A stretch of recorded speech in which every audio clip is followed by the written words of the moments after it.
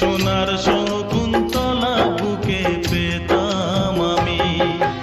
আংটি থাকুক না থাকুক তার আঙুলে, যেতাম না কখনো যে তাকে ভুলে।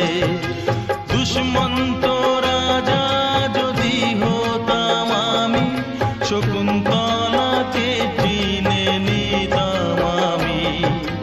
আংটি থাকুক না থাকুক তার আঙুলে, যেতাম না কখনো যে তাকে ভুলে।